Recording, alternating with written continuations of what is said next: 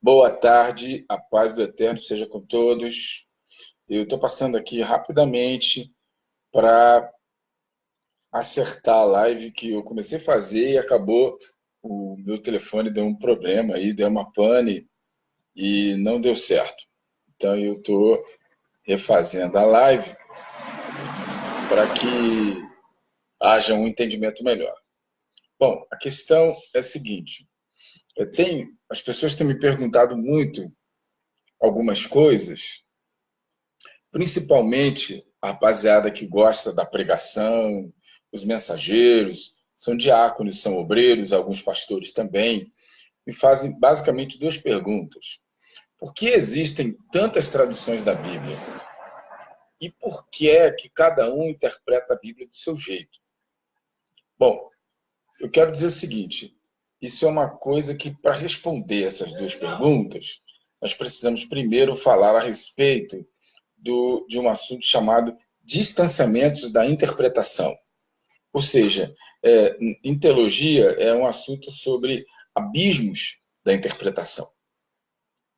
Bom, a gente começa entendendo da seguinte maneira: o objetivo principal de qualquer interpretação, seja ela bíblica ou não, é você poder alcançar o sentido original do texto que foi escrito. Então, você procura descobrir o sentido original do texto para o escritor e para o leitor, ou para o receptor do texto.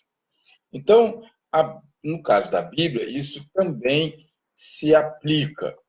E ainda tem mais outro detalhe também, é o seguinte, que a Bíblia, ela, na verdade, a palavra biblos vem do grego, significa os livros. Ela é uma coleção de textos. Esses textos foram escritos em épocas e tempos diferentes e vieram a ser reunidos, formando livros, e os livros formaram uma série de coletâneas de textos, de vários escritores e de vários receptores. Muito bem. Então, os textos que formam a Bíblia atual, eles foram escritos por alguém que não existe mais, numa determinada época, há séculos distantes da nossa, para pessoas que não existem mais, a respeito de situações que aconteceram naquela época em que eles viviam. De forma, então, que os escritores, as pessoas que receberam os textos, eles estavam numa situação histórica diferente da nossa, obviamente, de cultura diferente, de geografia diferente, de idioma diferente e, mais importante também, de tempo totalmente diferente. Tudo isso era diferente e é distante dos nossos. Então, por isso que, para entender corretamente esses textos, os textos bíblicos, nós precisamos vencer esses distanciamentos. Nós precisamos encurtar esse distanciamento e se aproximá-los cada vez mais ao nosso entendimento, à nossa realidade. Então, nós precisamos vencer os distanciamentos de tempo, de cultura, de geografia, de idioma. De todos esses distanciamentos, eu quero dizer para vocês que o mais complicado deles é o distanciamento de idioma, porque envolve uma série de coisas, transliteração, tradução, etc. e tal. Então, eu quero falar agora um pouquinho de cada tipo de distanciamento. Nós temos o distanciamento de tempo, é o primeiro deles. A antiga aliança, que também é conhecida como Velho Testamento ou Primeira Aliança, ela levou aproximadamente 1500 anos para ficar pronta, para ficar completa. Para se ter uma ideia, na época do Senhor Jesus, abre parêntese, essa época ela vai se iniciar no nascimento no século 7 até o século IV antes de Cristo. O Papa Gregório I, quando fez a soma do tempo, quando ele fez o cálculo do tempo, ele cometeu um erro, esse erro perdura até hoje. Então, o século I, que começa do ano do mês 1 do ano primeiro, na verdade, ele tem um erro. O Senhor Jesus ele nasceu entre o século 7 antes desse tempo e o século IV. Bom, na época do Senhor Jesus, já se conheciam todos os documentos, todos os textos do Velho Testamento, da primeira aliança. Nos evangelhos e nas cartas da segunda aliança ou do Novo Testamento, os textos do Antigo Testamento, da Antiga Aliança, foram muito mencionados. Eles foram extremamente mencionados. Aliás, até de uma forma bastante interessante, os textos da Antiga Aliança, eles só foram recebidos e confirmados como inspirados por Deus justamente por causa dessa conexão que eles tinham com a Antiga Aliança, aquela que foi estabelecida primeiramente. Vamos lá. Então, o que ocorre? A Bíblia, ela não foi organizada em ordem de tempo. Não foi. Organização em ordem de tempo se chama organização cronológica. A Bíblia não foi organizada cronologicamente, por ordem de tempo. Se isso tivesse sido feito, o primeiro livro da Bíblia seria o livro de Jó, e não o livro de Gênesis.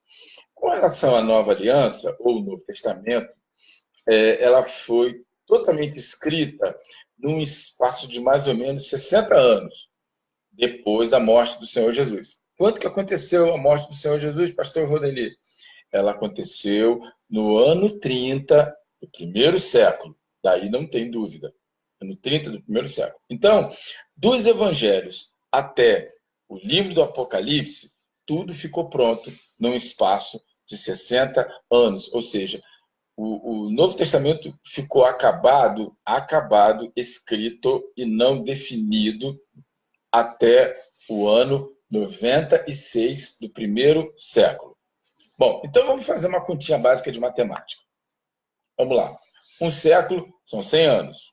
Ok. Do primeiro século até o nosso século é o 21. Então tem 20 anos, certo? Ou seja, se você multiplicar os 20 anos vezes 100, são 2.000. Portanto, 2.000 anos. Esse seria o tempo do Novo Testamento até os nossos dias. Esse seria o tempo. Então, ou seja, agora a gente dá para ter uma ideia de que você interpretar um livro feito hoje já não é uma coisa fácil. Você imagine interpretar um livro que tem 2.000 anos. É uma coisa muito complicada. Então, a interpretação do texto sagrado não é uma coisa tão simples quanto possa parecer.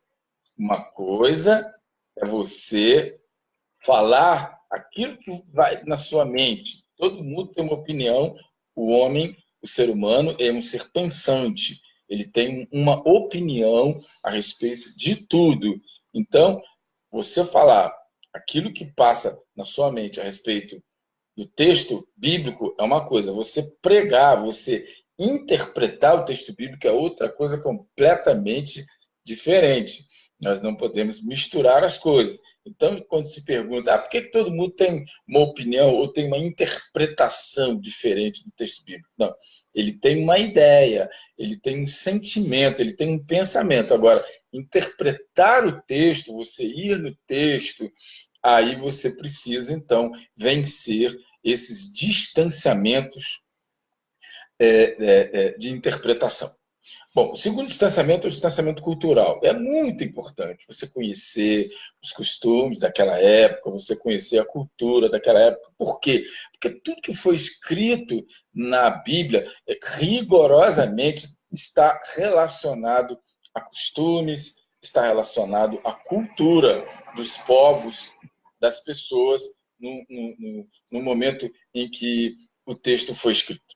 São fatos do dia a dia, nascimento de uma criança, escolha de nome, alimentação, vestuário, casas, trabalho,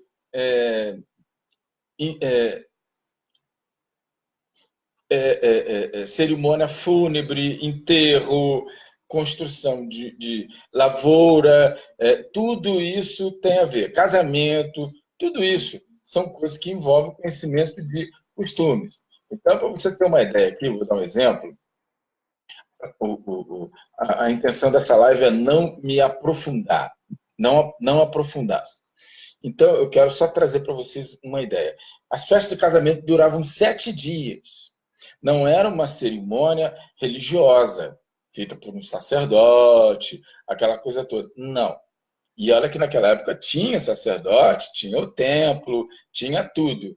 Então, a cerimônia das festas de casamento era feita pelo chefe da sinagoga, que em algumas Bíblias chamam de principal da sinagoga, que a gente lembra de Jairo e tudo mais. Era presidida pelo chefe da sinagoga, auxiliado pelos pais do noivo e pelos pais da noiva, pelas duas famílias. Outro detalhe envolvendo também cultura, distanciamento cultural. O nome de uma pessoa poderia designar um determinado fato, ou alguma coisa relacionada com o nascimento dela, com a personalidade dela, com o jeito dela de ser, podia também estar relacionado com a região onde ela morava, ou o lugar onde ela nasceu, ou ela vivia. Exemplo disso, os filhos do profeta Oséias, Hoshea. O filho dele chamava-se Loami. Loami é uma palavra do aramaico que significa literalmente não meu povo. A filha dele, que o Senhor mandou dar o nome de Loruama. Loruama significa literalmente não amada. Então, começa a observar bem como as coisas acontecem, relacionadas ao nome. No caso do Senhor Jesus, era o nome dele original vem do hebraico, então era Yeshua. E ele era chamado de algumas formas. Por exemplo, se ele estivesse no meio do povão, ele seria chamado em aramaico, era Yeshu. Yeshu. Ou quando ele era tratado pelas pessoas que estavam mais relacionadas aos círculos sacerdotais e tudo, costumavam chamar ele de Yeshua Minatzare. Yeshua Minatzare significa Jesus da cidade de Nazaré. Ou então, se referindo a ele, isso está na Bíblia, tá, irmãos? Se referindo a ele de uma outra forma, Yeshua Hanatzerat. Yeshua Hanatzerat. Ou seja, Jesus o Nazareno. Vamos falar de Judas. Judas, que muitas pessoas falam Judas Iscariotes. A realidade original era Yehudá Iscariote. Yehudá Iscariote, ou seja, Judas, homem da cidade de Queriote. Onde que ficava Queriote? Ficava ali às margens do Lago da Galileia ou do Mar da Galileia. No caso de Maria Madalena, era Miriam Magdalite.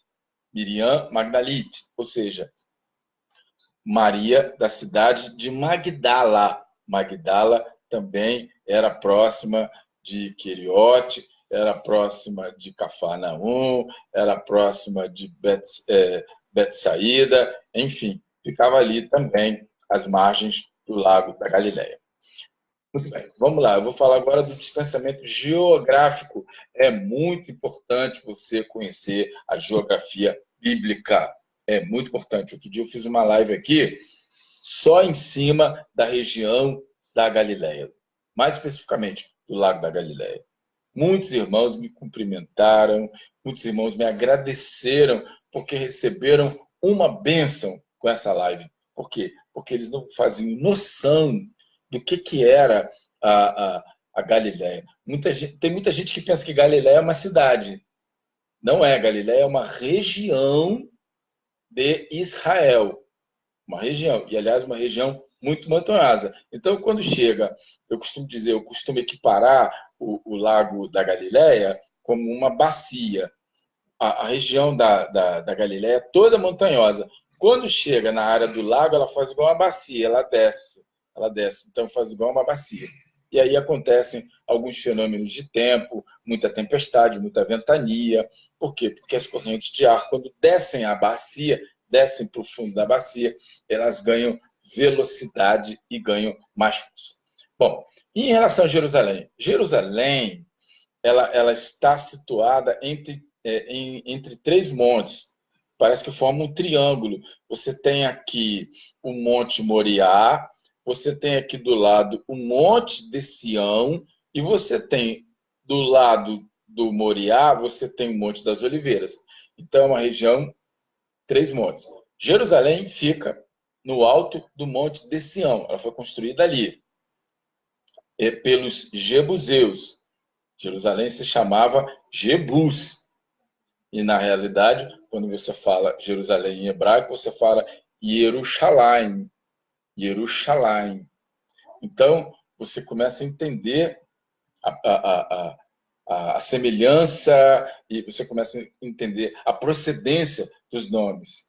Então, o Monte Sião, o templo, foi construído no Monte Moriá, lá onde Abraão foi para oferecer Isaque em sacrifício. Então, foi oferecido lá. Então, foi construído o templo sagrado, o templo. Estou tentando me lembrar aqui do nome hebraico do templo, que eles falam Habait Hakadosh, que é o lugar sagrado. Ao lado do Monte Moriá está o Monte das Oliveiras, ali cuja história todos nós já sabemos. Bom, entre o monte, agora vamos ver, entre esses três montes, o que é que tem?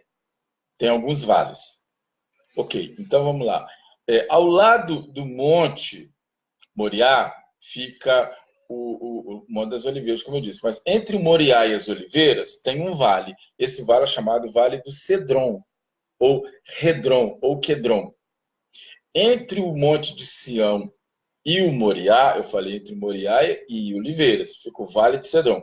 Entre Sião e Moriá fica o Vale do Tiropeão, Tiropeon ou Tiropeão, né, que é chamado também o Vale do Quejeiro.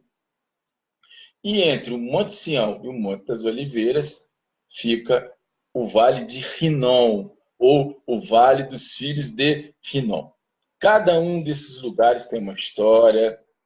Olha, tem muita coisa a respeito de Cedron, de Tiropeão, de Oliveiras, de Rinom, tem muita coisa. Cada lugar desse tem, então, uma história, um passado ligado à antiga aliança e tudo. Então, muitas vezes, o escritor da Bíblia se servia desses lugares, como no caso do Vale dos Filhos de Rinom, para descrever o Guiena, ou Geena, ou Inferno. Também serviu de inspiração. Então, para se ter um exemplo de como é importante você ter esse entendimento, vamos olhar para Jerusalém. Então, Jerusalém está construída, está em cima do Monte de Sião, certo? Ela fica lá em cima, perfeitamente. Então, o que isso quer dizer, pastor Denis Cravo? Isso quer dizer o seguinte, que depois de Jerusalém, você não chega a lugar nenhum. Você só desce, porque ela está no alto, está no monte.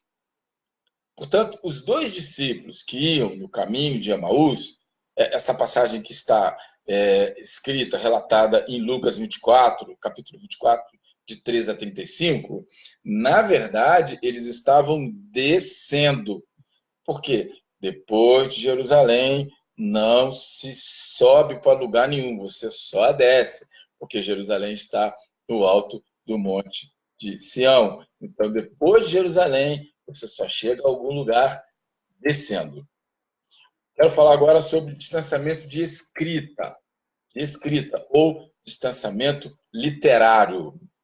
Os documentos da Antiga Aliança, eles foram escritos, Antiga Aliança, foram escritos basicamente em hebraico e aramaico. Alguns até colocam o persa antigo, mas a grande maioria, hebraico e o aramaico. O hebraico antigo, que também é conhecido como paleo-hebraico, é bem diferente do hebraico moderno, Tem muita pronúncia, muita coisa diferente. E o aramaico, ele acabou se subdividindo em vários outros dialetos. Por exemplo, nos dias de hoje, o aramaico é uma língua morta. Não é não. Não, não. Aonde se fala ainda aramaico, dentro das tradições antigas? A Armênia, o país da Armênia, no Azerbaijão. Então, quanto mais interiorizado, mais você vai encontrar o aramaico semelhante àquele que se falava naquelas épocas relatadas na Bíblia. No Irã, no interior do Irã, no Iraque, porque o Iraque era o lugar onde ficava a sede do governo da Babilônia, ficava lá no Iraque, tem até lá as ruínas do palácio de Nabucodonosor. Você vai encontrar lugares no interior de Israel falando aramaico, mas bem no interior. Você vai encontrar no Líbano, na Síria, na Turquia. Então, ou seja, em todos esses lugares, segundo a pesquisa que eu fiz, uma pesquisa, aproximadamente 400 mil pessoas estariam falando o aramaico, então não é uma língua morta. Ok. Na época do Senhor Jesus, esses idiomas, eles precisaram, melhor, na época do Senhor Jesus, estou falando do século I, Jerusalém era totalmente poliglota. Em Jerusalém se falava hebraico, aramaico, grego e o latim. Você vê, era falado fluentemente, correntemente. Onde que era falado o hebraico? O hebraico era falado nos meios sacerdotais. Onde? No templo, aonde os sacerdotes, o pessoal do envolvido em adoração, etc. e tal, nesse meio, levitas, enfim. Nesse meio era falado o hebraico. Onde se falava aramaico? Aramaico era a língua do povão. O povão falava aramaico. Isso aconteceu quando? Vou te falar. Na época do exílio babilônico. Na época que Judá foi levada, a cidade de Judá, o reino de Judá, foi levado lá para a Babilônia. A Babilônia falava aramaico. Lá, ou seja, eu estou falando do Iraque atual. Então, lá se falava, na época desse exílio, se falava aramaico. E o povo ficou lá, as gerações se sucederam lá. Quando deu o tempo da profecia de Daniel, quando deu o tempo da profecia, perdão, quando deu o tempo da profecia de Jeremias, o povo saiu de lá, o povo teve que se adaptar. Então, aconteceram duas coisas muito importantes naquela época. A criação das sinagogas como centro de aprendizado da Torá, da lei. Aconteceu a escrita da lei, porque até então era só costumes. E o foco da adoração saiu de cima do caixotinho, do templo, da Arca da Aliança e se voltou para a lei, porque eles estavam fora do templo, eles não podiam oferecer sacrifícios deles, não podiam fazer os rituais, então eles se voltaram à obediência à Torá, à obediência à lei, à obediência aos livros que formavam a Torá, os 5 primeiros livros da Bíblia, que no nosso caso se chama de Pentateuco. Foi que começou lá. Bom, voltando a falar disso, o aramaico era a língua do povão, e o grego era a língua das relações comerciais, era a língua de comércio. Então, você morava num determinado país, você ia para o outro para comprar, para vender seu produto, etc. e tal, você chegava lá e você já chegava falando grego, para que você pudesse se comunicar com as pessoas. Era influência, já foi influência do Império de Alexandre, Império Grego, Greco-Macedônico, certo? O que mais? Então, os comerciantes e tal, os embaixadores falavam grego.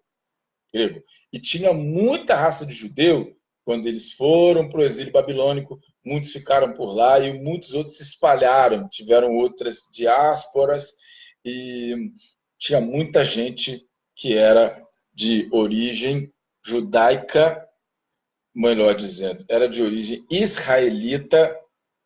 O pessoal fala, o povo judeu. Não, está errado. É o povo israelita. Tá bom? Guarda isso. Tinha muito israelita fora de Jerusalém. Eram chamados de judeus gregos. Isso vai dar uma confusão, sabe onde? Relatada no livro de Atos.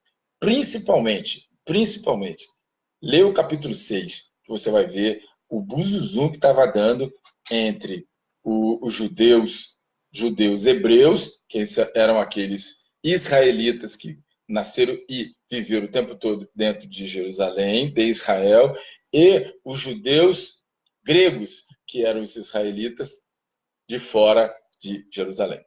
Voltando agora. Ainda tinha o latim. Então, era hebraico, aramaico, grego e o latim.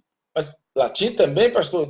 Latim também. Porque o latim era o idioma do dominador, das autoridades, das grandes autoridades, dos governadores, dos procuradores, procônsules. Então, eles falavam, os soldados falavam latim. E aí, essa brincadeira que perdurou aí, começou no ano 63 a.C., a dominação romana na Palestina, ou seja, na terra de Canaã. Qualquer hora eu vou falar a respeito desse negócio de Palestina, que é tudo errado. É Canaã. Começa no ano 63 a.C. Então o povo acabou se acostumando também com esse idioma. Uma parte considerável do povo israelita falavam o latim.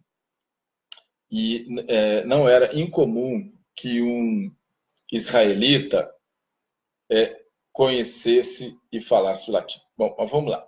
Então, até o nosso tempo, o hebraico e o aramaico tiveram que ser compreendidos, tiveram que ser transliterados e traduzidos.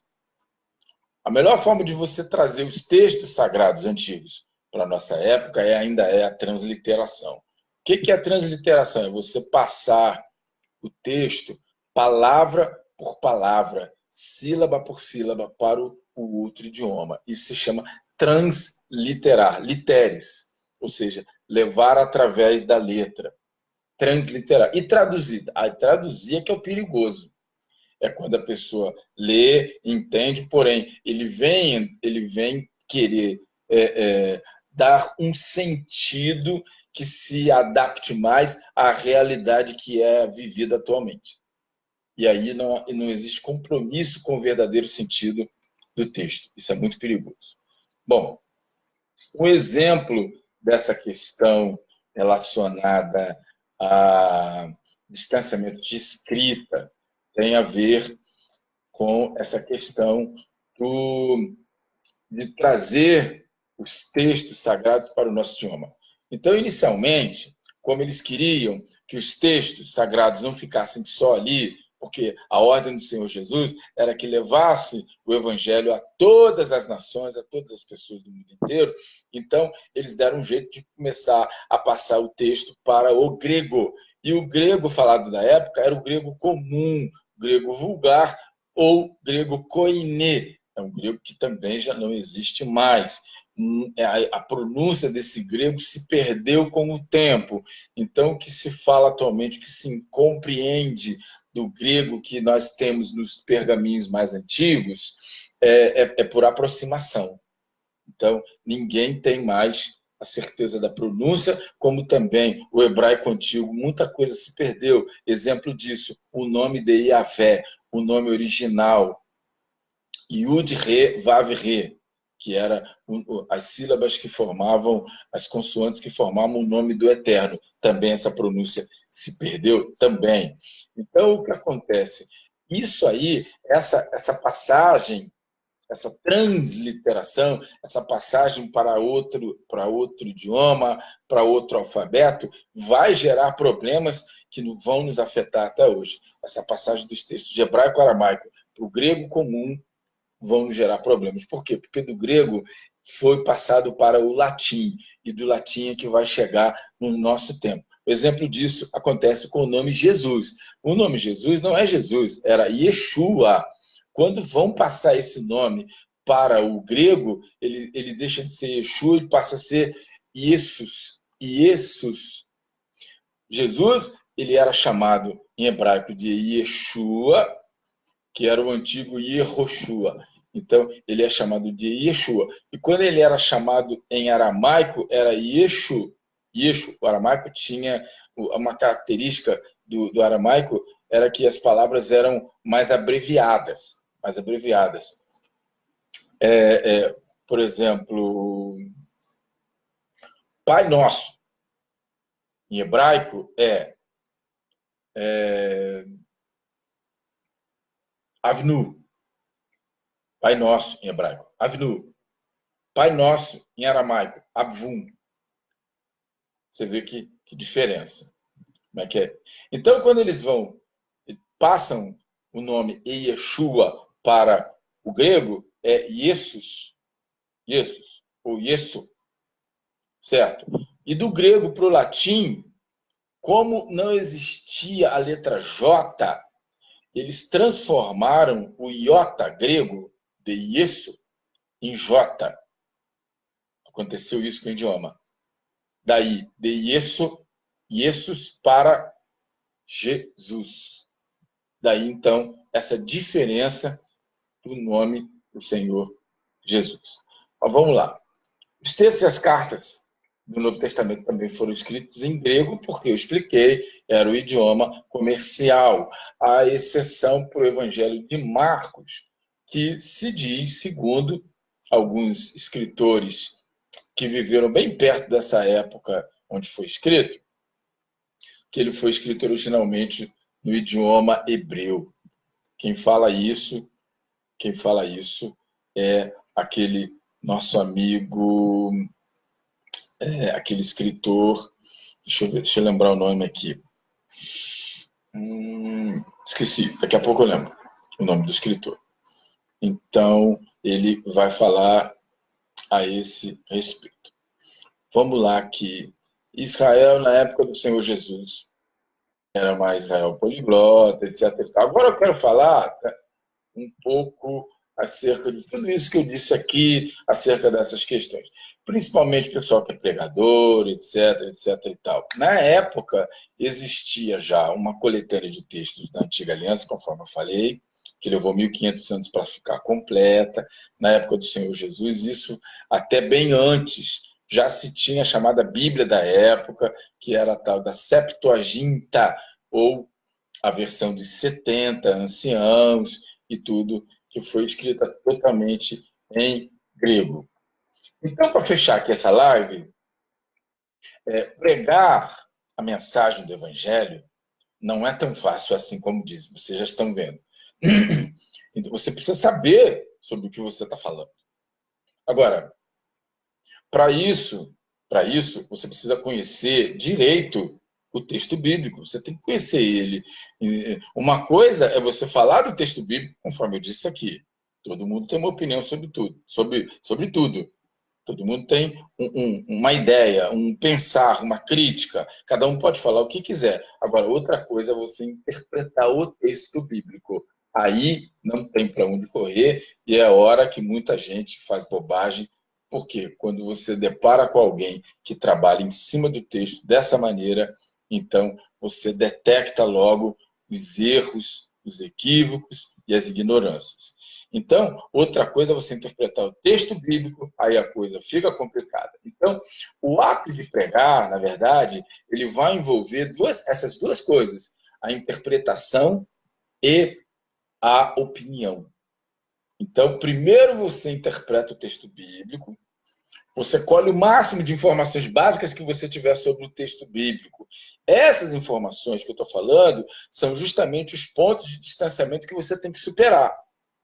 Você tem que enfrentar esses pontos de distanciamento e trazer eles para o nosso tempo. Depois é que você vai falar sobre o texto. Toda pregação tem começo, meio e fim. Não pode ser. O começo, ele costuma ter uma introdução. A introdução não pode ser grande, porque senão você mata todo o resto do texto. E o desenvolvimento do texto, o texto precisa ter um objetivo. Dentro desse objetivo, você precisa ter um tema. Você tem que saber do que você vai falar. E é muito comum você ver pregador pregando por aí afora, dando tiro a esmo, falando sobre tudo, passeando na Bíblia. Isso confunde quem escuta. Confunde. Às vezes o camarada escolhe um texto aqui, vai falar em outro, lá do outro lado, que não tem nada a ver. O cara escolhe um texto lá no Apocalipse e começa a falar do Gênesis, ou começa a falar de Mateus. Isso deixa as pessoas confusas. Então, o ato de pregar envolve essas duas coisas: interpretar o texto bíblico, depois trazer a opinião, a mensagem ou a correlação. Você vai pegar ele, que aconteceu há mais de 2000 anos atrás, e vai trazer ele. O que ele tem a ver com o que está acontecendo hoje? Então, o ato de pregar, a mensagem, a querigma, a comunicação da mensagem é uma ciência. Não é uma coisa muito fácil. E quem reduz isso a mera opinião está cometendo uma grande violência contra o evangelho. Ou seja, depois de tudo que você ouviu agora, você já tem uma ideia de que você interpretar um livrinho que tem mais de 2000 anos não é lá muito fácil. Então, você trazer coisas que aconteceram há mais de 2000 anos atrás para o tempo atual, você precisa realmente ter uma base para poder ter seriedade, para poder ter credibilidade. Sobre tudo isso, isso tudo é montado sobre uma base que eu considero essencial. Sem essa base não dá, que é a inspiração, a revelação do Espírito Santo. É o Espírito que vai dizer o que você vai falar. Porque de nós mesmos, nós não temos o que falar. Amém? Deus abençoe. Eu espero que o tema dessa live tenha sido de muita utilidade e tenha respondido essas dúvidas que os irmãos têm me apresentado. Paz do Eterno seja com todos. Amém.